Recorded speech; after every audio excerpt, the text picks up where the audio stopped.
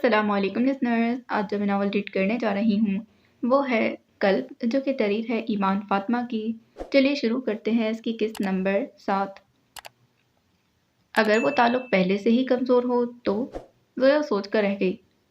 मैं इस बारे में कुछ नहीं कर सकती, उसने गहरा सांस लेते कहा। क्यों नहीं कर सकती? क्योंकि मैं। ज़ोया रुकी, आंखें मीच कर खोली। फिर जब बोली तो आवाज़ बहुत मध्यम थी। मैं अम्मा को परेशान नहीं देख सकती। ये रिश्ता उनकी मर्ज़ी से हुआ था। वो बहुत खुश थीं। मैं उनसे ये खुशी छीनना नहीं चाहती। आई एम सॉरी, मगर मैं मजबूर हूँ। इंसान को इतना कमज़ोर नहीं होना चाहिए कि मजबूरी में आकर अपनी ज़िंदगी ही बर्बाद कर दे। आयशा ने उसे समझाया। वो खामोश रही। मैंने उस दिन सुबहान को देखा था, जब बाहर गली में मोहल्ले वाले तुम्हें बातें सुना रहे थे। ज़ोया ने तेज़ी से चेहरा मुड़कर उसे देखा। वो तुम्हें इन सब से बचाने की बजाय वहाँ खड़ा खामोशी से सारा तमाशा देख रहा था। ज़ोया ने लब भींच लिए। उसे उम्मीद नहीं थी आयशा ने उस दिन सुबहान को देखा होगा।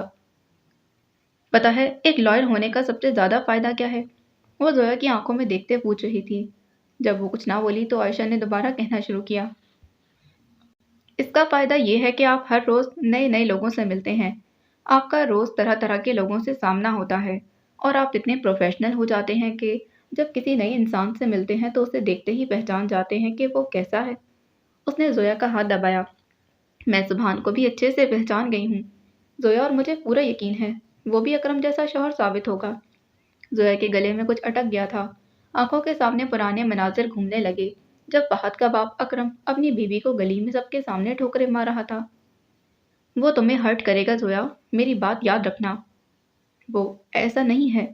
उसकी आवाज़ हकला गई थी, जैसे अपनी कही गई बात पर खुद भी यकीन ना हो। तुम अंदर से मुझसे भी ज़्यादा अच्छी तरह जानती हो उसे। वो कैसा है। हकीकत को झुठलाते नहीं हैं, उसे तस्लीम करते हैं। वरना जब उसका सामना करोगी तो बहुत तकलीफ होगी। तुम्हारे लिए बेहतर यही है कि तुम सुबहान से बात करके इस मसले का कोई हल निकालो, वरना मैं खुद आंटी से बात करके ये किस्सा ही ख़त्म कर दूंगी। उसका अंदाज हतमी था। जोया ने उसे तसल्ली दी कि वह ज़रूर सुबहान से बात करेगी। आयशा के जाने के बाद वो अपने कमरे में आई और सुबहान को कॉल मिलाई। मैं तुमसे मिलना चाहती हूँ। फ़ोन छूते ही उसने बिना कोई तमहीद बांधे कहा। दूसरी जानिब लहजे भर को खामोशी छा गई थी। ठीक है, कब मिलना है? सुबहान ने इत्मीनान से पूछा। कल शाम को। मैं तुम्हें टाइम और जगह टेक्स्ट कर दूंगी। उसने बिना सुबहान का जवाब सुने कॉल काट दी थी। मुझे तो पहले ही शक था कि कोई ना कोई गड़बड़ ज़रूर है। ऐसे ही तो नहीं वो उस दिन सिर्फ एक बार तुम्हारे कहने पर दौड़ा चला आया था। जोया ने मुस्कुराते हुए महरीन के बाजू में अपना बाजू डाला। वो आज जोया से मिलने ऑफिस आई थी और उसे अपने और माज के दरमियान होने वाली सारी गुफ्तगू के मुतल्लिक बता दिया था। क्या बताऊं जोया, पहले तो मुझे लगा कि शायद मैं कोई ख्वाब देख रही हूँ। महरीन की आंखों में एक अजीब सी चमक थी। अब मसला यह है कि घर वालों से कैसे बात करूं। फिक्र क्यों कर रही हो? माज ने जब कहा है वो सब संभाल लेगा, तो तुम क्यों फजूल में अपने आप को हल्कान कर रही हो? जोया ने तसल्ली दी। वो जोया के डेस्क की जानिब आई तो आसफ और अजलान को पहले से ही उधर खड़ा पाया था। तुम दोनों की कुसर बुसर दोपहर से जारी है और अब शाम होने को है। मुझे समझ नहीं आती कि तुम लड़कियां इतनी देर तक बातें करती थकती क्यों नहीं। आसफ ने हंसते हुए महरीन का कान खींचा। आउट। महरीन ने आसफ के बाजू पर धप लगाई और अपना कान मसलने लगी। आह, तुमने मेरा बाजू ही तोड़ दिया। आसफ ने ड्रामाई अंदाज में बाजू पर हाथ रखा। अब मुझे बाकी की जिंदगी इस टूटे बाजू के साथ गुजारनी पड़ेगी। महरीन और वो दोनों हंसते ही चले गए। उन्हें इस तरह देखकर जोया के चेहरे पर आसूदा सी मुस्कुराहट उभरी थी। जहन में बहुत से पुराने मनाजिर घूमने लगे, जब बचपन में वो और उसका भाई अपनी शरारतों से न सिर्फ अपना घर बल्कि पूरा मोहल्ला सर पर उठा लेते थे। और खदीजा कामरान की डांट सुनते वक्त वो अपने भाई का बाजू पकड़कर उसके पीछे छुप जाती और वो चुपचाप सर झुकाए अकेला ही अपनी माँ की डांट सुन लेता। वो अपने ख्यालों में इस कदर मगन थी कि वहां खड़े अजलान की तरफ उसका ध्यान नहीं किया। वो दोनों हाथ पैंट की जेबों में डाले बगौर जोया के चेहरे के तासुरात को पढ़ने की कोशिश कर रहा था। जोया की आंखों में हल्की हल्की नमी तैरने लगी। उसने बैक वक्त बहुत से आंसू अंदर उतारे थे। डेस्क तक आई और अपना सामान समेटने लगी। हम सब आज डिनर पर जा रहे हैं, तुम भी चलो ना हमारे साथ। महरीन ने उसे सामान समेटते देखा तो जल्दी से बोली। सॉरी महरू, मगर आज मुझे किसी से मिलने जाना है। उसने अपना पर्स कंधे पर डाला। किससे मिलने जा रही हो? महरीन ने आंखें सिकोड़ी। जोया ने गला साफ किया। सुभान से।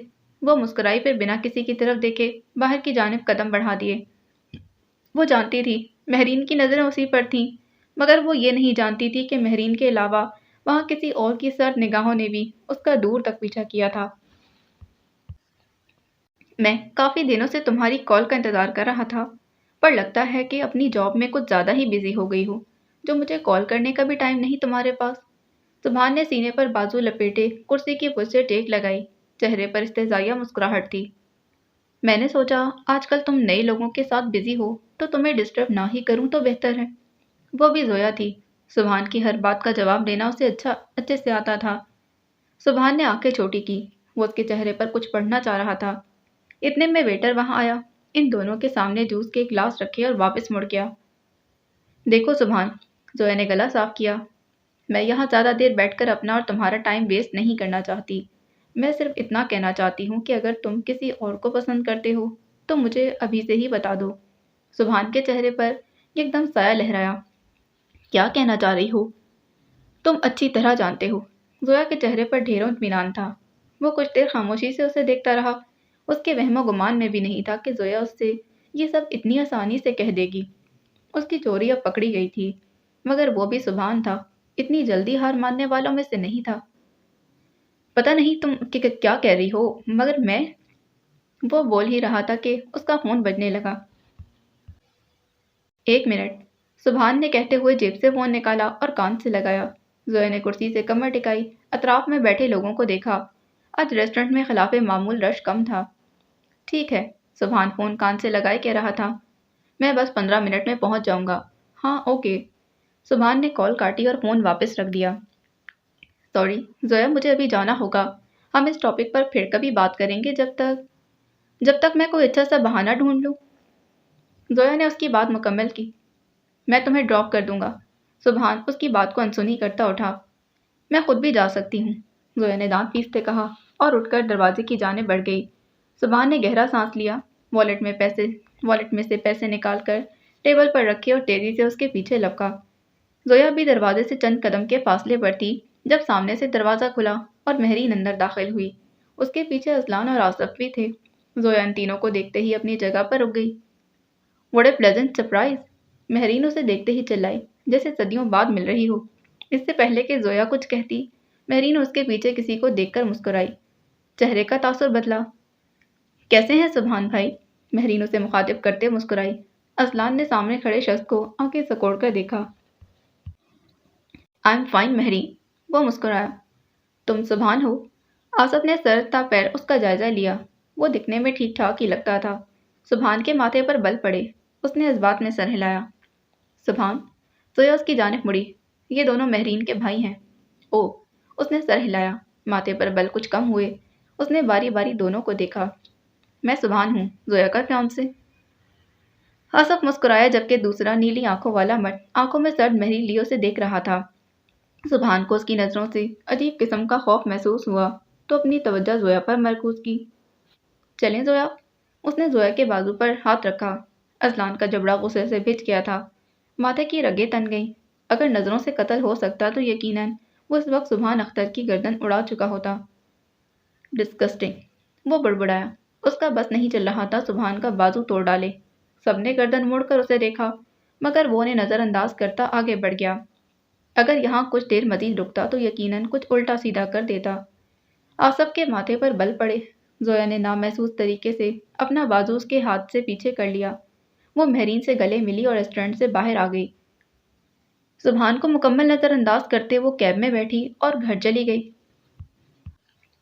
डैड अपने कमरे में है। माज ने मजहर हसन के कमरे की तरफ जाने से पहले मुलाजिम को रोककर पूछा। नहीं सर, वो स्टडी में है। मुलाजिम ने बताया तो वो स्टडी की जानिब बढ़ गया। उसने डोर नॉब पर हाथ रखा। एक गहरी सांस अंदर को खींची। भले ही उसके और मजहर हसन के ताल्लुकात आपस में दुरुस्त नहीं थे, मगर वो थे तो उसके डैड ही। उसने पिछले कई सालों से अपने और उनके दरमियान सर्द महरी की एक दीवार खड़ी कर दी थी। आज वो उन्हें अपनी ज़िंदगी के मुतल्लिक इतना बड़ा फैसला सुनाने जा रहा था। उनका रद्द-ए-अमल क्या होगा वो नहीं जानता था।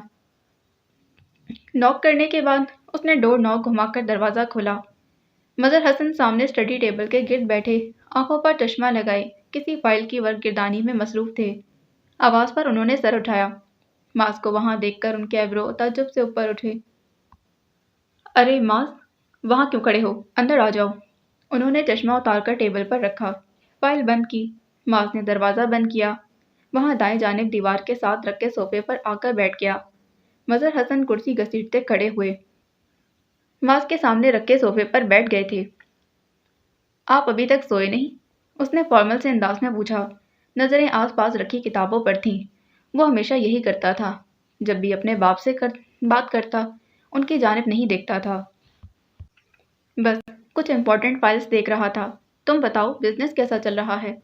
उन्होंने मुस्कुराते हुए अपने बेटे को देखा। वो उसे यहाँ देखकर बेतहाशा खुश हुए थे। वो आखिरी बार उनसे बात करने कब आया था? उन्होंने याद करना चाहा। 3 माह पहले? नहीं, शायद 2। मैं आपसे एक इम्पोर्टेंट बात करने आया हूँ, मास ने उनका सवाल नज़रअंदाज करते कहा। वो अब फर्श पर किसी गैर मरई नुक्ते को घूर रहा था। मजहर हसन का चेहरा यकदम बुझ गया। यकीनन वो कोई अहम बात करने ही तो उनके पास आया था, वरना वो बगैर किसी वजह के तो उनके पास कभी आकर नहीं बैठता। मैं शादी करना चाहता हूँ, अपनी पसंद से। उसने इस सब में पहली बार उनकी जानिब देखा। उनके चेहरे पर उनकी तवक्का के बरक्स इस वक्त खुशी और बेतहाशा खुशी के तासुरात रकम थे। ये तो बहुत अच्छी बात है मास। उनके चेहरे पर मुस्कुराहट वापस लौट आई थी। वैसे वो है कौन जिससे तुमने शादी का फैसला किया है? अब्बास अंकल की बेटी महरीन। मैं तुम्हारे फैसले से बहुत खुश हूँ। आई होप तुमने बहुत सोच समझकर ही फैसला किया होगा मेरे बेटे। मास ने बगौर उनका चेहरा देखा। आपको कोई एतराज़ नहीं है? उसे हैरत हुई। वो इतनी आसानी से कैसे मान गए, जबकि वो तो चाहते थे वो लाइबा से शादी। मैंने हमेशा हर चीज़ में तुम्हें सपोर्ट किया है और आगे भी करता रहूँगा। ये कभी मत सोचना कि तुम्हारा बाप तुम्हें किसी भी मामले में अकेला छोड़ेगा। उनकी बात सुनकर माज कितनी देर तक उनका चेहरा देखता रहा। आज कितने सालों के बाद वो पुराने मजहर हसन लगे थे। मगर क्यों? वो तो हमेशा उस पर अपने फैसले मुसल्लत करना चाहते थे। फिर वो हर बार उसकी कही गई बात इतनी आसानी से कैसे मान लेते? क्या ये सब झूठ फरेब है, या फिर जो वो इतने सालों से उनके मुतल्लिक नायला बेगम से सुनता आया था वो झूठ था? उसे लगा किसी ने उसका दिल मुट्ठी में जकड़ लिया था। अगर जैसा वो चाह रहा था वो सच हुआ तो वो अपने बाप का सामना कैसे करेगा? मास, मजहर हसन की आवाज़ उसे ख्यालों से बाहर ले आई थी। वो चेहरे पर परेशानी लिए उसे देख रहे थे। सब ठीक तो है? जी, सब ठीक है। वो फौरन खड़ा हो गया। कमरे में एकदम घुटन का एहसास होने लगा। थैंक यू डैड, उसने कहा और कमरे से बाहर चला गया, जबकि मजहर हसन अपनी जगह पर साकित हो गए। डैड, जरा लफ्ज़ दोहराया। आज न जाने कितने सालों बाद मास के मुंह से अपने लिए ये लफ्ज़ सुना था। अब तो ये मेरे दिमाग के हर कोने में फिट हो गया है। मुझे ये अब रोज़ तुम्हें लिख कर देने की ज़रूरत नहीं। दोनों बाजू सीने पर लपेटे वो उसके सामने खड़ी थी। वो हर रोज़ उससे अपना नंबर बिना कहीं से देखे एक कागज़ पर लिखवाता था। अब तो कई दिनों से लिख लिख कर उसे वाकई वो नंबर हिफ्ज़ हो चुका था। बातें मत करो ज़ोया, नंबर लिखो। अजलान ने हुक्मिया अंदाज में कहा तो उसने बुड़बुड़ाते पेन उठाया, कागज़ पर उसका नंबर लिखा। एक तेज़ नज़र अपने बॉस पर डाली जो इत्मीनान से कुर्सी पर बैठा बज़ाहिर अपना फ़ोन पर कुछ टाइप कर रहा था। ज़ोया ने बटकने के से अंदाज में कागज़ उसके सामने रखा, मगर अजलान ने एक नज़र कागज़ पर डालना तक गवारा नहीं की। ज़रूर वो इसे देखे बिना डस्टबिन में ही फेंक देता होगा। ज़ोया ने सोचा। ठीक है, अब तुम जाओ। फ़ोन पर से नज़र नहीं हटाई। वो जाने के लिए मुड़ी। अभी दरवाजे के हैंडल पर हाथ रखा ही था जब अजलान की आवाज़ समातों से टकराई। और हाँ, एक बात और, तब तक वापस ना आना जब तक मैं खुद तुम्हें ना बुलाऊं। उसकी आवाज़ में वाज़ेह रुखाई थी। ज़ोया गुस्सा ज़ब्त करती बाहर चली गई। दरवाज़ा बंद होते ही अजलान ने फ़ोन बंद किया, सामने रखा कागज़ उठाया। हमेशा की तरह आज भी उसने दुरुस्त नंबर लिखा था। वो हल्का सा मुस्कुराया। ऑफिस के लिए तैयार होकर जब नीचे हो पहुंचा, तब सब घर वाले नाश्ते के टेबल पर ही मौजूद थे। सरबराही कुर्सी पर मजहर हसन, जबकि उनके दाएं जानिब नाइला बेगम और बाएं जानिब वाली कुर्सियों पर मोहसिन और उसकी बीवी कायनात बैठे थे। गुड मॉर्निंग, खुशगवार अंदाज में कहते उसने नाइला बेगम की अकब वाली कुर्सी खींची और बैठ गया था। उसे वहां देखकर उन सबको हैरत का झटका लगा। وہ ہمیشہ اس وقت کھانے کے ٹیبل پر آتا جب مظہر حسن وہاں موجود نہ ہوتے۔ کیا بات ہے، کہیں سورج آج مغرب سے تو نہیں نکل آیا؟ محسن نے ہنستے ہوئے کہا۔ معاذ اس کا اشارہ اچھی طرح سمجھ گیا تھا۔ اگر ایسا ہے تو پھر آج سے تو ہر روز ہی سورج مغرب سے نکلا کرے گا۔ معاذ نے بھی اسی کے انداز میں جواب دیا۔ دیکھ رہے ہیں ڈیڈ کیسے جواب دے رہا ہے آج تو یہ۔ محسن نے مظہر حسن کو دیکھا جو پہلے ہی مسکراتے معاذ کو دیکھ رہے تھے۔ ہاں بھائی، آخر بیٹا کس کا ہے؟ یہ تو ہے، محسن مسکرایا، جبکہ معاذ نائلہ بیگم کی جانب متوجہ ہو گیا جو اس کے سامنے چائے کا کپ رکھ رہی تھی۔ ویسے معاذ، مظہر حسن نے گلا صاف کیا، وہ بس اسے بات کرنے کا بہانہ چاہتے تھے۔ تم نے باقی گھر والوں کو خوشخبری سنا دی؟ کیسی خوشخبری؟ نائلہ بیگم نے پہلی مرتبہ اس ساری گفتگو میں حصہ لیا۔ وہ پہلے ہی معاذ کو مظہر حسن کی موجودگی میں دیکھ کر اتنی حیران ہوئی تھی۔ وہ اتنے سالوں بعد اکٹھے ناشتے کی میز پر بیٹھے تھے، ان کی حیرت تو دیدنی تھی۔ مگر اب یہ خوشخبری؟ میں نے شادی کرنے کا فیصلہ کر لیا ہے۔ معاذ نے چائے کا گھونٹ بھرا۔ نائلہ بیگم کے چہرے پر مسکراہٹ پھیل گئی۔ آخر کار وہ اپنے منصوبے میں کامیاب ہو گئی تھی۔ لائبہ سے؟ محسن نے بغور اسے دیکھا۔ اسے اپنی اور معاذ کی اس دن والی گفتگو اچھے سے یاد تھی، یہ بھی کہ وہ لائبہ سے شادی نہیں کرنا چاہتا۔ نہیں بھائی، لائبہ سے نہیں۔ نائلہ بیگم کی مسکراہٹ غائب ہو گئی۔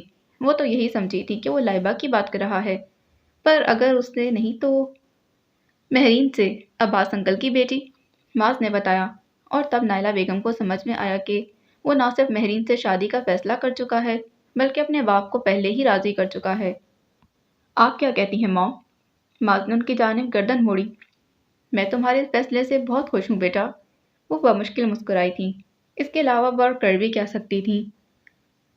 اس کا مطلب ہے کہ اب ہمیں جلد ہی ان کے گھر رشتہ لے کر جانا چاہیے، کائنات نے مشورہ دیا۔ بالکل، مظہر حسن نے سر ہلایا۔ نائلہ بیگم نے جوس کا گھونٹ بھرا جو اس میٹھے جوس کے باوجود بھی ان کا حلق تک کڑوا کر گیا تھا۔ تھوڑی ہی دیر بعد وہ ایک بار پھر اس کے آفس میں کھڑی تھی۔ میں نے تم سے کہا تھا 11 بجے سے پہلے ہی ساری امپورٹنٹ فائلز میرے آفس میں ہونی چاہیے، پھر وہ مجھے ابھی تک کیوں نہیں ملی؟ اذلان نے ماتھے پر تیوریاں چڑھائے اسے دیکھا۔ وہ مجھے یاد نہیں رہا، مجھے بس 5 منٹ دو، میں اپنی ساری فائلز تمہارے پاس لے آتی ہوں۔ وہ دھیمے لہجے میں گویا ہوئی۔ نہ جانے کیوں آج اذلان یوں ہی چھوٹی چھوٹی باتوں پر اس پر برس رہا تھا۔ یاد نہیں رہا، وہ پہنچ کر رہ گیا۔ مس زویا، اگر آپ کام سے زیادہ باہر غیر ضروری چیزوں کو اہمیت دیں گی تو یہی ہوگا۔ زویا نے نچلا لب دانتوں تلے دبایا۔ وہ سمجھ گئی تھی کہ ان غیر ضروری چیزوں کا مطلب سبحان کے ساتھ باہر جانا تھا۔ خیر، اس پر ہم واپس آ کر بات کریں گے، پہلے ہی میٹنگ کے لیے کافی لیٹ ہو گیا ہے۔ وہ کلائی میں پہنی گھڑی دیکھتے کھڑا ہوا، بنا کچھ کہے آفس سے باہر چلا گیا۔ زویا نے سکون کا سانس لیا، کم از کم اس وقت تو اس کی ڈانٹ سے بچ گئی تھی۔ وہ فائل اٹھائے جلدی سے اس کے پیچھے لپکی۔ اذلان ایلیویٹر کے پاس پہنچا تو رک کر اسے دیکھا۔ تیز تیز چلنے کے باوجود بھی وہ اسے کافی فاصلے پر تھی۔ تھوڑا آہستہ تو چلو، تم تو ایسے چل رہے ہو جیسے ابھی نہ پہنچے تو تمہاری فلائٹ مس ہو جائے گی۔ اذلان کے پاس پہنچتے وہ پورے تنفس کے ساتھ بولی تھی، جیسے میلوں تک پیدل سفر کر کے آئی ہو۔ اذلان بالکل نارمل انداز میں چلتا تھا۔ وہی تھی جو اس کے مقابلے میں آہستہ چلتی تھی۔ اذلان نے کچھ دیر یوں ہی اس کے سرخ ہوتے چہرے کو دیکھا، پھر نفی میں سر ہلاتا لفٹ میں داخل ہو گیا۔ وہ کیا کرے اس لڑکی کا؟ اب چلیں یا مزید وقت برباد کرنے کا ارادہ ہے؟ اس نے ایک تیز نگاہ اس پر ڈالی تو وہ جلدی سے اندر داخل ہو گئی۔ میٹنگ ختم ہونے کے بعد اس نے سب سے پہلا کام اذلان کے آفس میں فائلیں پہنچانے کا کیا تھا۔ وہ اب ماتھے پر تیوریاں چڑھائے اس کے آفس سے نکل رہی تھی۔ ایک بار پھر سے وہ اس کی ڈانٹ سن کر آ رہی تھی، کیونکہ فائلوں کو ٹیبل پر رکھتے وہ غلطی سے ساری فائلز گرا بیٹھی تھی، اسی لیے اذلان سے اسے اچھی خاصی ڈانٹ پڑ چکی تھی۔ اس کا ضبط جواب دے رہا تھا، پہلے ہی وہ سبحان کی وجہ سے اتنی پریشان تھی، اور اب اذلان کا یہ رویہ، اس کا بے تحاشا رونے کو دل چاہ رہا تھا۔ اس نے اپنی انگلیوں کے پوروں سے کنپٹی کو مسلا۔ مسلسل کام کرنے کی وجہ سے اس کے سر میں درد ہونے لگا تھا۔ ایکسکیوز می، آواز پر زویا نے دائیں جانب گردن موڑی۔ گولڈن ڈائی وال نکری رنگت اور بلیک پینٹ پر وائٹ ٹاپ پہنے وہاں ایک لڑکی کھڑی تھی جو مسکراتے اسے دیکھ رہی تھی۔ یس، زویا نے سر تا پیر اسے دیکھا۔ اسے گمان ہوا کہ وہ پہلے بھی اسے کہیں دیکھ چکی ہے۔ اذلان اپنے آفس میں ہے۔ لڑکی نے گردن کو اطراف میں گھماتے پوچھا۔ زویا جو پہلے ہی بمشکل غصہ ضبط کیے بیٹھی تھی، اس لڑکی کی فضول اداؤں کو دیکھ کر اسے مزید تپ چڑھی۔ کیا کام ہے ان سے؟ میں ان کی دوست ہوں، اسے ملنا چاہتی ہوں۔ اس نے اپنے شولڈر کٹ بال پیچھے کو جھٹکے۔ تم جو کوئی بھی ہو، پہلے یہ بتاؤ ان سے ملنے کے لیے اپوائنٹمنٹ لی ہے؟ زویا کی بات سن کر وہ نزاکت سے مسکرائی۔ اسے ملنے کے لیے مجھے کسی اپوائنٹمنٹ کی ضرورت نہیں۔ تم ان سے نہیں مل سکتی، وہ بنا اپوائنٹمنٹ کے کسی سے نہیں ملتے۔ زویا چند قدم آگے آئی، دونوں بازو سینے پر لپیٹ کر اس کے سامنے کھڑی ہو گئی۔ وہ چاہتی تو ابھی سے اسے راستہ دے کر اذلان کے آفس میں بھیج دیتی، مگر وہ پہلے ہی غصے میں تھی۔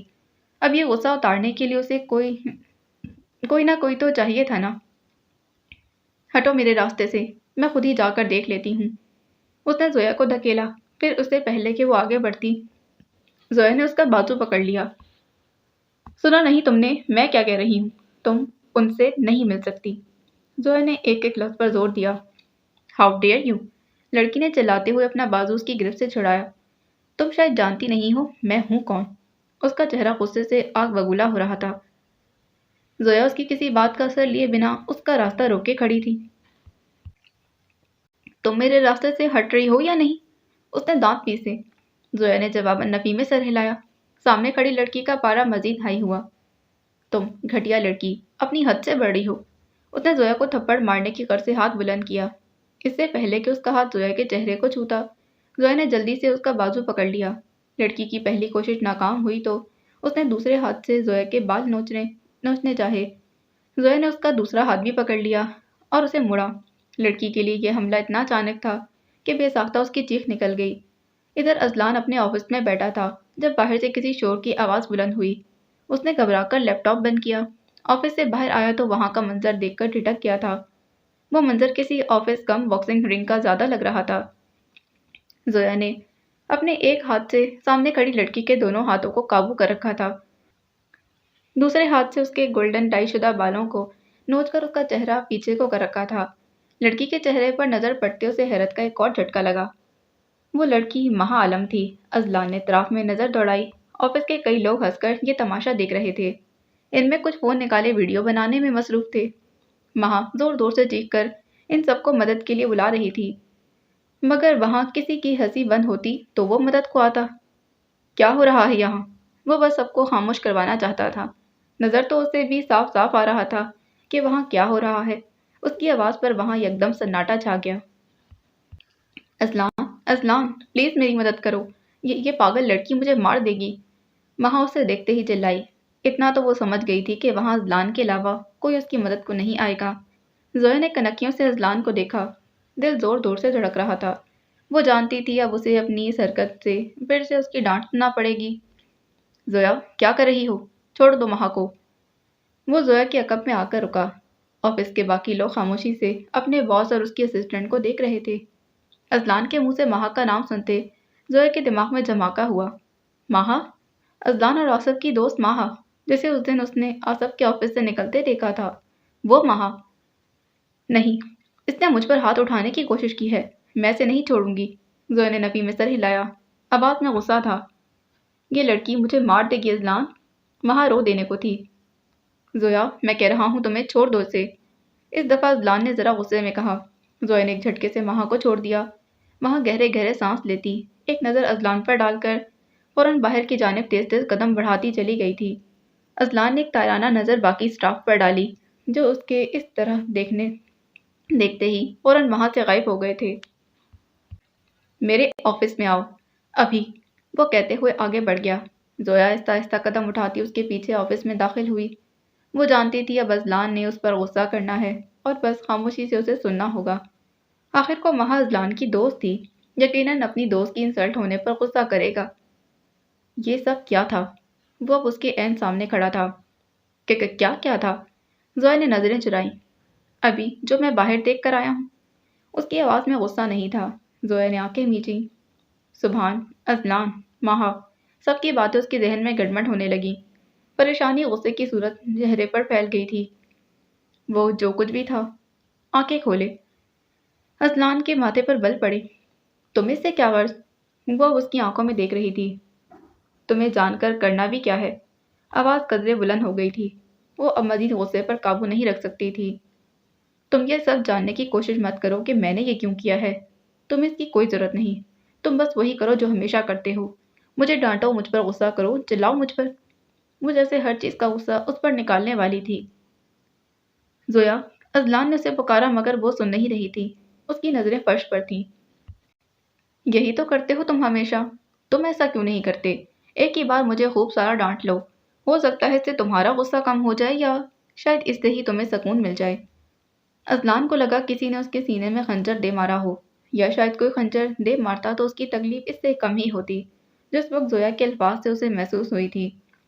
زویا، اب کی بار اس کی آواز مدھم تھی۔ وہ 2 قدم آگے آیا۔ زویا نے چہرہ اٹھایا۔ وہ لب نیچے کھڑا تھا۔ گہری نیلی آنکھوں میں تکلیف کے آثار تھے۔ زویا کو اگلے لمحے اپنے گال پر کسی گرم چیز کا احساس ہوا تو وہ چونکی۔ اپنے گال پر ہاتھ رکھا جو آنسوؤں سے تر تھا۔ اسے خود بھی اندازہ نہیں ہوا کہ وہ کب رونے لگی تھی۔ آج سے پہلے وہ کسی کے سامنے کمزور نہیں پڑی تھی، مگر اس وقت وہ خود پر ضبط نہیں کر پائی تھی، نہ غصے پہ، نہ آنسوؤں پر۔ اس نے ہتھیلی کے پش سے چہرہ صاف کیا، مگر آنسو تھے کہ تھمنے کا نام ہی نہ لے رہے تھے۔ یہاں بیٹھو۔ اذلان نے اسے کرسی پر بیٹھنے کا اشارہ کیا۔ وہ اس کی طرف دیکھے بنا خاموشی سے وہاں بیٹھ گئی۔ اذلان نے اس کی طرف پانی کا گلاس بڑھایا تھا۔ زویا نے لرزتے ہاتھوں سے گلاس اس کے ہاتھ سے لیا اور گھونٹ بھرا۔ اسے اس طرح دیکھ کر اذلان کو خود پر غصہ آنے لگا تھا۔ اس کے وہم و گمان میں بھی نہیں تھا کہ وہ اس کے رویے کی وجہ سے اس قدر ہرٹ ہو جائے گی۔ اس لڑکی کو کون بتاتا کہ اس کے آنسو اذلان عباس کو کس قدر تکلیف دے رہے تھے۔ زویا نے گلاس ٹیبل پر رکھا تو اذلان کرسی گھسیٹ کر عین اس کے سامنے آ کر بیٹھ گیا۔ زویا سر جھکائے اپنے ہاتھوں کو دیکھنے لگی۔ میں واقعی نہیں جانتا تھا تم میرے رویے سے اتنی ہرٹ ہو جاؤ گی۔ وہ اس کی نم پلکوں کو دیکھ رہا تھا۔ وہ اس کے آنسو صاف کرنا چاہتا تھا مگر حق نہیں رکھتا تھا۔ وہ جانتا تھا، اسی لیے مٹھیاں سختی سے بیچ رکھی تھیں۔ I am really sorry Zoya, میرا مقصد ہرگز تمہیں ہرٹ کرنا نہیں تھا۔ وہ شخص جس کی ڈکشنری میں سوری لفظ نہیں تھا، وہ اپنے اسسٹنٹ کے سامنے بیٹھا اسے معافی مانگ رہا تھا۔ اگر آصف ابھی اسے یہ سب کہتے سن لیتا تو یقیناً اسے ہارٹ اٹیک ہی آ جاتا۔ اگر مجھے ذرا سا بھی اندازہ ہوتا کہ میری باتوں سے تمہیں تکلیف ہوتی ہے تو میں کبھی تم سے اس ٹون میں بات نہ کرتا۔ I am sorry. زویا نے نظر اٹھا کر اسے دیکھا۔ اس کی گہری نیلی آنکھیں زویا پر جمی تھیں، جن میں تکلیف کے آثار تھے۔ وہ شخص کو کبھی سمجھ ہی نہیں پائی تھی۔ وہ ایک پہیلی کی طرح تھا جسے وہ جتنا سلجھانے کی کوشش کرتی مزید اس میں الجھ جاتی تھی۔ زویا نے کچھ کہنے کے لیے لب وا کیے تھے، مگر اس سے پہلے ہی آفس کا دروازہ ایک جھٹکے سے کھلا۔ یار یہ باہر سب! آصف کے اگلے الفاظ ان دونوں کو اس طرح آمنے سامنے بیٹھا دیکھ کر منہ میں ہی رہ گئے تھے۔ آنکھیں حیرت سے کھل گئیں۔ زویا فوراً کھڑی ہوئی، ایک لفظ بھی بولے بنا آفس سے باہر نکل گئی۔ آصف نے آنکھیں سکوڑے پہلے اسے جاتا دیکھا، پھر اذلان کو جو کن پٹی کو انگلیوں سے مسلتا کرسی سے اٹھ کر کھڑکی کے سامنے جا کھڑا ہوا تھا۔ کیا ابھی بھی جو کچھ میری ان آنکھوں نے دیکھا ہے وہ سب سچ تھا؟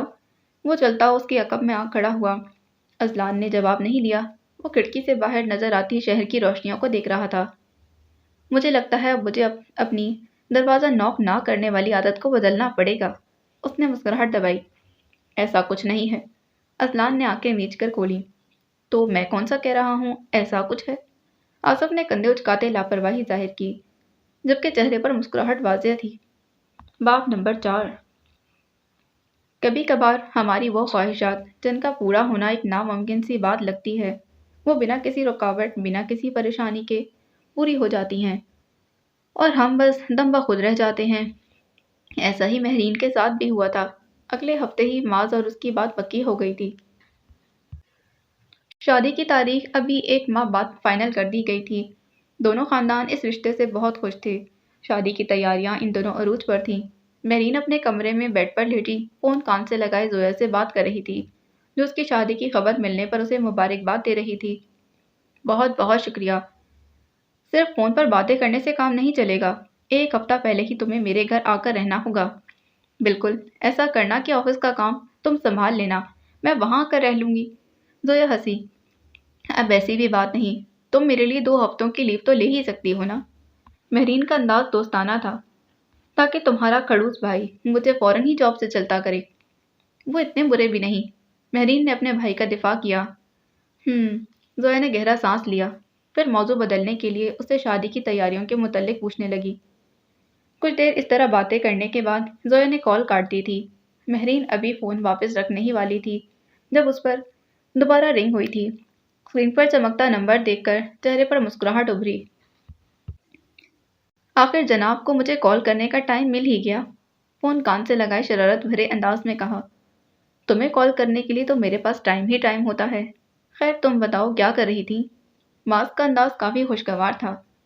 کچھ نہیں، بس تمہاری کال کرنے سے پہلے زویا سے بات کر رہی تھی۔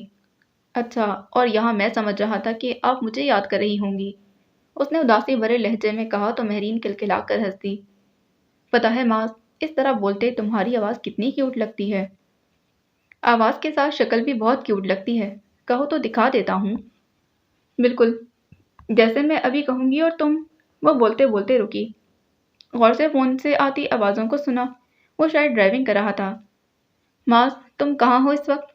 تمہارے گھر کے سامنے، دوسری جانب سے اطمینان بھرے انداز میں جواب دیا گیا۔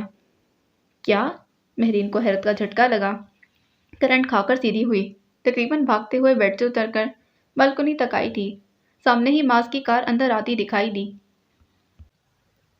تم یہاں کیا کر رہے ہو؟ بھائی اپنی ہونے والی بیوی کو شاپنگ پر لے جانے کے لیے آیا ہوں۔ اس نے گاڑی کا دروازہ بند کیا، مہرین کو دیکھ کر مسکرایا اور کال کاٹ کر گھر کے اندر چلا گیا۔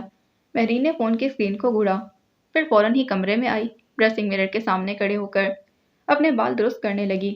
حیرت کے مارے وہ اسی طرح اٹھ کر بالکنی میں چلی گئی تھی اور اب آئینے میں اپنا عکس دیکھ کر چونکی تھی، کیونکہ اس کے سارے بال بے ترتیب ہو رہے تھے۔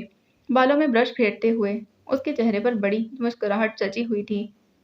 وہ ابھی تک حیران تھی کہ جس شخص سے اس نے محبت کی وہ اتنی آسانی سے اس کی قسمت میں لکھ دیا گیا تھا، جسے پانے کی وہ ہمیشہ سے خواب دیکھا کرتی تھی۔ اب وہ بہت جلد حقیقت میں اس کا ہونے والا تھا۔ اس وقت مہرین عباس خود کو دنیا کی خوش قسمت ترین لڑکی سمجھ رہی تھی۔ زویا اپنے ڈیسک پر بیٹھی فائلوں کے ڈھیر میں سے کچھ تلاش کر رہی تھی جب اچانک کسی کے بے سرے انداز میں گانا گانے کی آواز پر چونکی۔ اس نے سر اٹھایا۔ عمیر سینے پر بازو لپیٹے چہرے پر مسکان لیے بہت وثوق سے اسے دیکھ رہا تھا۔ زویا کے چہرے پر ناگواری ابھری۔ اپنی بے سری آواز میں گانا گا کر کم از کم بیچارے سنگر کی توہین تو مت کرو۔ اس بیچارے نے سن لیا تو کہیں صدمے کے مارے خودکشی ہی نہ کر لی۔ زویا نے کہتے ہوئے توجہ دوبارہ فائلوں پر مرکوز کی۔ عمیر اس کی بات کا اثر لیے بنا ٹیبل کے دوسری جانب آ کر کھڑا ہوا اور اپنی انگلی سے ٹیبل بجایا۔ زویا نے نظر اٹھائی، وہ مسکرایا۔ کیا؟ زویا نے سوالیہ ابروچ گائے۔ کیا کیا؟ عمیر نے معصوم شکل بنائی۔ زویا نے گہرا سانس لیتے کرسی سے ٹیک لگا لی۔ ویسے تمہیں ایک مشورہ دوں، بالکل مفت۔ زویا کی بات سن کر اس نے دونوں ہاتھ ٹیبل پر رکھے اور آگے کو جھکا۔ ویسے تم کیا ہر کسی کو ایسے ہی مشورے دیتی ہو، بالکل مفت؟ نہیں، خاص تمہارے لیے ہے، وہ زہر خون لہجے میں بولی تو وہ الٹا مسکرا دیا۔ زہ نصیب، آخر کچھ تو خاص ہے ہمارے پاس، وہ بھی میرے لیے۔ آہ کیا قسمت ہے میری۔ فرضی کالر جھاڑے زویا اسے دیکھ کر رہ گئی۔ اس پر اپنی بے عزتی کا بھی کوئی اثر نہ ہوا تھا، یقیناً وہ بہت ڈھیٹ تھا۔ ریڈیو یہاں کیا کر رہے ہو؟ آصف عمیر کے عقب میں آ کر رکا۔ وہ سب اس کے گانا گانے اور زیادہ بولنے کی وجہ سے ریڈیو بلاتے تھے اور ان کا ماننا تھا وہ ایک چلتا پھرتا ریڈیو ہے۔ میں نے دیکھا بیچاری زویا اکیلی بور ہو رہی تھی تو سوچا اس سے باتیں کر لوں۔ وہ مسکرایا، اور یہ ابھی مجھے کہہ رہا تھا کہ میں اسے بالکل اپنے بڑے بھائی کی طرح ہی سمجھوں۔ زویا نے لہجے کو سنجیدہ بنایا۔ عمیر کی مسکراہٹ غائب ہوئی۔ جھوٹ، بالکل جھوٹ، میں نے ایسا کچھ نہیں کہا۔ عمیر نے آنکھیں پھاڑے اسے دیکھا۔ ایسا ہی کہا تھا تم نے عمیر، بلکہ عمیر کیوں، اب تو تم میرے بڑے بھائی بن گئے ہو، بھائی کہنا زیادہ ٹھیک رہے گا۔ کیوں عمیر بھائی؟ معصومیت سے پلکیں جھپکائیں۔ استغفر اللہ، تم کیا ہر راہ چلتے کو بھائی بنا لیتی ہو؟ عمیر نے برا سا منہ بنایا۔ نہیں عمیر بھائی، خاص آپ کے لیے ہے۔ اس نے بھائی لفظ پر زور دیا تو عمیر نے کانوں پر ہاتھ رکھ کے دائیں بائیں سر ہلایا۔ میں سن ہی نہیں رہا، مجھے کچھ سنائی نہیں دے رہا، لگتا ہے میں بہرا ہو گیا ہوں۔ آصف اور زویا دونوں اس کی اداکاری پر ہنس دیے تھے۔ زویا انگیجڈ ہے میرے بھائی۔ آصف نے عمیر کے کندھے پر بازو پھیلایا۔ تو یہاں تو تمہاری دال گلنے والی نہیں، اور جہاں تک مجھے یاد ہے تو تم پچھلے مہینے اپنی منگیتر کو منانے کراچی گئے تھے۔ تم انگیجڈ ہو؟ عمیر نے آصف کو نظر انداز کرتے پوچھا۔ زویا نے اسبات میں سر ہلایا۔ اوہ، عمیر نے ڈرامائی انداز میں سینے پر ہاتھ رکھا۔ تمہیں کیا ہوا ہے؟ अजलान अभी बाहर से आया था। उन तीनों को वहां देख उन्हीं की तरफ चला आया। नजर उमैर के उदास चेहरे पर थी। ना छेड़ो, हम सताए हुए हैं। उमैर ने गाना गाते हुए अजलान के कंधे पर हाथ रखा था। उमैर ने गाना गाते अजलान के कंधे पर सर रखा। पीछे हटो। अजलान ने उसे परे धकेला तो वो आसिफ की जानिब मुड़ा। आसिफ उसे अपनी जानिब आता देखकर फौरन अपने ऑफिस की जानिब भागा था। रुक जा आसिफ, धोखेबाज इंसान। उमैर के चेहरे पर उदासी की जगह गुस्से ने ले ली थी। वो चिल्लाता आसिफ के पीछे लपका था। अब वहां बस वो दोनों ही थे। जोया मुस्कुरा रही थी, मगर जैसे ही सामने खड़े अजलान पर नजर पड़ी तो मुस्कुराहट गायब हो गई थी। आज 2 बजे के बाद कोई मीटिंग है जोया? जी, जोया ने देखते ही इस बात में सर हिलाया। इन दिनों उनकी गुफ्तगू बहुत ही मुख्तसर होती थी। इसे कैंसिल कर दो, वो कहते हुए अपने ऑफिस में चला गया। जोया कितनी ही देर वहां बैठी उस जगह को देखती रही जहां वो कुछ देर पहले खड़ा था। पिछले हफ्ते ऑफिस में होने वाली गुफ्तगू के मुतल्लिक दोनों ने ही दोबारा कोई बात नहीं की थी। दोनों ऐसे जाहिर कर रहे थे जैसे उस दिन कुछ हुआ ही नहीं। मगर एक चीज जोया ने नोट की थी, वो अब मीटिंग के लिए जाते हुए आहिस्ता चलता था ताकि जोया उसके हमकदम होकर चल सके, और ना ही अब वो उस पर गुस्से से बात करता था। अव्वल तो वो एक दूसरे से ज़्यादा बातचीत करते ही नहीं थे, और जब बात करते भी तो ऑफिस के काम के मुतल्लिक ही करते थे। अजलान अपने ऑफिस में आया तो नज़र सामने टेबल पर पड़े कागज़ पर पड़ी थी। उसने कागज़ उठाकर देखा जिस पर उसने नंबर लिख रखा था। वो अब रोज़ाना उसके आने से पहले ही कागज़ पर नंबर लिखकर रख दिया करती थी। अजलान ने हमेशा की तरह आज भी वो कागज़ अपने कोट के अंदरूनी जेब में डाल दिया और अपनी कुर्सी पर आकर बैठ गया था। मलिक अशरफ को पुलिस ने गिरफ्तार कर लिया था। किसी ने उसकी असलह स्मगल करवाने और बैरून मुल्क जायदादों की सारी इन्फॉर्मेशन लीक कर दी थी। ऐसा करने वाला कौन था कोई नहीं जानता था, मगर वो शख्स जानता था जो इस वक्त अपने कमरे में बैठा टीवी पर चलती न्यूज़ देख रहा था, जिसमें मलिक अशरफ की बड़ी सी तस्वीर दिखाई जा रही थी। न्यूज़ कास्टर गला फाड़ फाड़ कर उसकी गिरफ्तारी की खबर सुना रही थी। बॉस, अशरफ का आदमी आपके लिए पैगाम लाया है। वो चाहता है आप उसकी मदद करें। हैदर ने कमरे में आते ही उसे इत्तला दी। बख्तावर इस्तेज़ाई अंदाज में मुस्कुराया। उसे वापस भेज दो और कहना अशरफ से कहे मेरा अब उससे कोई वास्ता नहीं, ना ही वो अब दोबारा मुझसे राब्ता करने की कोशिश करे। हाथ जलाकर हैदर को वहां से जाने का इशारा किया। मलिक अशरफ जानता था जिससे वो मुसीबत के वक्त मदद मांग रहा था, उसी ने तो उसे फंसाया था। बख्तावर ने आके मुंदे सोफे की पुल से सर टिका दिया। उसने ये सब अपने बाप की एक नसीहत की वजह से किया था। उसे अशरफ से जान छुड़वाना थी, और इसके लिए उसने वही तरीका अपनाया जो उस्मान रजा ने उसे 16 साल पहले सिखाया था। 16 साल पहले वो स्कूल से वापस आया तो कमरे में रखी चीज़ों को ठोकरे मार मार कर नीचे गिराने लगा। उसकी ये मशक तब तक जारी रही जब तक पूरा कमरा तहस नहस नहीं हो गया। उसके दिल को तब भी सुकून नहीं मिला तो फुटबॉल उठाकर सामने दीवार पर लगे आईने में मारना चाहा। अभी उसके हाथ फिजा में बुलंद हुए ही थे कि आईने में नजर आते बाप के अक्स को देखकर वो वहीं रुक गया। उस्मान रजा सीने पर बाजू लपेटे दरवाजे के पास खड़ा उसे देख रहा था। क्या हुआ, रुक क्यों गए? उन्होंने मुस्कुराते पूछा। मख्ताबर ने गहरा सांस लेते फुटबॉल फर्श पर पटक दिया और सोफे पर आकर बैठ गया था। चेहरे की गिर सख्ती थी। आज किसका सर फोड़ कर आए हो? उस्मान रजा उसके अकब में आकर बैठ गए थे। वो अपने बेटे की हर एक आदत से अच्छी तरह वाकिफ थे। मख्ताबर ने चेहरा उठाकर बाप को देखा। जानते हैं वो मुझे क्या कह रहा था? कौन? जिसका सर फोड़कर आया हूँ। क्या कह रहा था? उनके चेहरे पर तजस्सुस उभरा। वो कह रहा था आप एक मर्डरर हैं, आपने अपने ही दोस्त का मर्डर किया है। उसकी बात सुनकर उस्मान रजा ने बुलंद कहका लगाया। मख्तावर इसी तरह चेहरे के गिर सख्ती लिए अपने बाप को देखता रहा। उसके तासुरात में रत्ती बराबर भी तब्दीली नहीं आई थी। उस्मान रजा ने गहरा सांस लिया। आ जाओ, तुम्हें कुछ बताता हूँ। वो उसे अपने साथ लिए उसके कमरे में बनी दीवार गिर खिड़की के सामने आ गए थे। उसके पीछे खड़े होकर उसके कंधों पर हाथ रखे और उसके कान के पास झुके। ये सब देख रहे हो? उन्होंने खिड़की से बाहर नजर आते मंजर की जानिब इशारा किया। वहां दूर दूर तक कई एकड़ फैली जमीन थी। जगह जगह गार्ड्स पहरा देते दिखाई दे रहे थे। उसने कई एकड़ जमीन के ऐन वस्त में उनका महल नुमा बंगला बना रखा था, जिसमें वो दोनों खड़े थे। ये सारी चीजें मुझे विरासत में नहीं मिली, मैंने ये सब खुद अपने बल पर बनाया था। ये आलीशान घर, गाड़ियाँ, ये सब बैठे बिठाए मेरे हाथ नहीं लगा। मैंने मेहनत की, दिन रात जागकर प्लानिंग की, اور جس آدمی کو وہ لڑکا بات کر رہا تھا وہ واقعی میرا دوست تھا، اور ہاں، میں نے ہی اس کا قتل کیا تھا۔ بختیور نے ایک جھٹکے سے چہرہ موڑا، آنکھوں میں بے پناہ حیرت تھی۔ ایک بات ہمیشہ یاد رکھنا بختیور، یہ دنیا اس کی ہوتی ہے جس کے ہاتھ میں دولت ہو، طاقت ہو، اور یہ سب حاصل کرتے ہوئے جو کوئی تمہارے راستے میں آئے اسے راستے سے ہٹا دو، پھر چاہے وہ دشمن ہو یا دوست۔ بختیور نے تھوک نکلی، لگا جیسے وہ اپنے باپ کو آج پہلی بار دیکھ رہا ہے۔ پتہ ہے میں نے اسے کیوں مار دیا تھا؟ عثمان رضا اس کے عقب میں کھڑے کھڑکی سے باہر دیکھ رہے تھے۔ اس کی اور میری دوستی کالج کے زمانے سے بہت اچھی تھی۔ کامران، میں اور عباس، ہم تینوں کی دوستی مثالی سمجھی جاتی تھی۔ عباس کو کسی بھی چیز کے لیے محنت نہیں کرنا پڑی تھی۔ اس کے باپ کے پاس اتنا پیسہ تھا کہ وہ اپنی 7 نسلوں سمیت ہماری 7 نسلیں بھی آرام سے پال سکتا تھا۔ اور کامران، وہ تلخی سے مسکرائے، اسے ہمیشہ ہی ملک کا خدمت گار بننے کا شوق تھا۔ اس نے پولیس فورس جوائن کر لی، اور میں؟ وہ رکے، گہرا سانس لیا۔ وہ جیسے ماضی میں لوٹ گئے تھے۔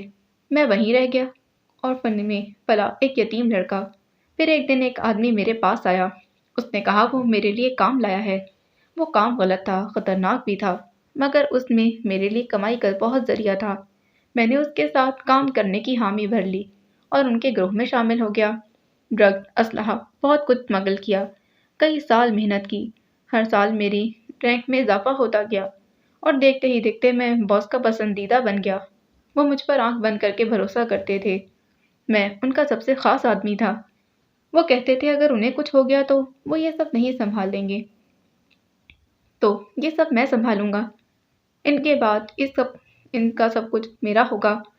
اور جانتے ہو کہ میں نے کیا کیا؟ انہوں نے سوالیہ انداز میں اس کی جانب دیکھا۔ آپ نے اسے مار دیا؟ بختیور کی آواز سرگوشی کی مانند تھی۔ اپنے باپ کو سمجھنے میں اسے زیادہ وقت نہیں لگا تھا۔ عثمان رضا نے فخریہ انداز میں بیٹے کو دیکھا۔ ہاں، میں نے اسے مار دیا، اور اس کے بعد اس کی ساری دولت، ساری وراثت میرے حصے میں آ گئی۔ وہ فخریہ مسکرائی، مگر پھر کامران کو مجھ پر شک ہو گیا۔ اس نے مجھ سے پوچھا کہ تو میں نے بتانے سے منع کر دیا۔ تب اس نے مجھے وارن کیا کہ میں یہ سب چھوڑ دوں۔ میں نے اس کی بات ماننے سے انکار کر دیا، تو وہ میرے ہی خلاف ثبوت اکٹھے کرنے لگ گیا۔ اس نے دوستی پر ملک کو فوقیت دی، اور حیرانی تو مجھے تب ہوئی جب وہ پچھلے ماہ سارے ثبوت ڈھونڈنے میں کامیاب ہو گیا۔ میں نے اسے کہا تھا، اسے سمجھایا بھی تھا، میرے کام میں دخل نہ دے، مگر اس نے انکار کر دیا۔ اس سے پہلے وہ یہ سارے ثبوت کسی تک پہنچاتا، میں نے اسے مار دیا۔ انہوں نے سر جھٹکا۔ دشمن سے زیادہ خطرناک وہ دوست ہوتا ہے جو آپ کے ہر ایک راز سے واقف ہو، اور جب لگے کہ وہ دوست آپ کے لیے کسی بھی قسم کا خطرہ کھڑا کر سکتا ہے تو بہتر یہی ہے کہ اسے راستے سے ہٹا دیا جائے۔ میں نے بھی یہی کیا، مائی سن، اور تمہیں بھی تو یہی کرنا ہے۔ انہوں نے بختیور کے کندھے پر ہاتھ رکھے، اس کا چہرہ اپنی جانب موڑا۔ ہمیشہ خود کو ہر شے سے بالا تر سمجھنا، تمہارے راستے میں جو رکاوٹ آئے اسے جڑ سے اکھاڑ پھینکنا۔ یہ دنیا سیاہی سے ڈرتی ہے، اس سے بچنا چاہتی ہے، اور تمہیں اسی سیاہی کو اپنی طاقت بنانا ہے۔ اس کی آنکھوں میں آنکھیں گاڑے وہ اسے سمجھا رہے تھے، اور پہلی مرتبہ بختیور عثمان کے قلب پر سیاہی کا ایک نقطہ لگ گیا تھا، اور آج 16 سال بعد وہ نقطہ پھیل کر اس کے قلب کو پوری طرح اپنی سیاہی میں لپیٹ چکا تھا۔ باقی اگلی قسط میں جانے سے پہلے چینل کو سبسکرائب کریں، ویڈیو کو لائک کریں، بیل آئیکن کو پریس کرنا ہرگز نہ بھولیں۔ ملتے ہیں اس کی اگلی ایپیسوڈ میں۔ اللہ حافظ۔